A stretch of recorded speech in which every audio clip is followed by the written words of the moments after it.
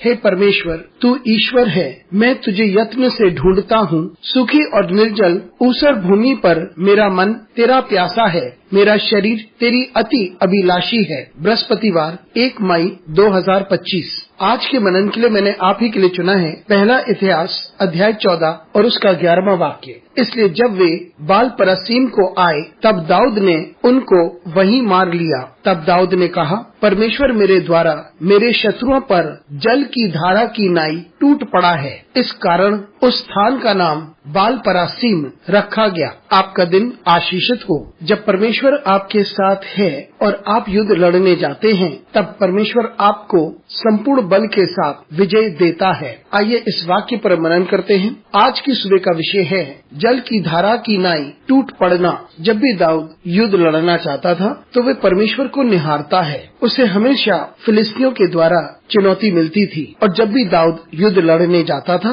तो वे हमेशा परमेश्वर की ओर निहारता था और जब परमेश्वर उसे अनुमति दे देता था तभी वे जाकर युद्ध लड़ता। यहाँ दाऊद सहायता की गुहार लगाता है और परमेश्वर उसे अनुमति देता है कि वे आगे बढ़े और परमेश्वर उसे विजय देगा। दाऊद और उसके साथी युद्ध लड़ने गए और परमेश्वर जल की धारा की नाई शत्रु पर टूट पड़ा और दाऊद को एक बड़ी सफलता हासिल हुई, क्योंकि बड़े बल के द्वारा परमेश्वर ने उन पर प्रहार किया और लोगों ने परमेश्वर का बलशाली हाथ को देखा और इसलिए दाऊद ने इस जगह का नाम बाढ़ का टूटना रखा। और जिस ताकत से परमेश्वर ने दुश्मनों पर प्रहार किया वे कल्पना से परे है। मित्रों, ऐसे समय आ सकते हैं जब दुश्मन आपके विरुद्ध में खड़ा हो सकता है। परमेश्वर की ओर से आप सहायता की गुहार लगाएं और जब परमेश्वर आपको विजय देता है तो यह विजय अद्भुत होता है और आप इसकी कल्पना भी नहीं कर सकते। और जिस प्रकार से दाऊद को विजय मिली,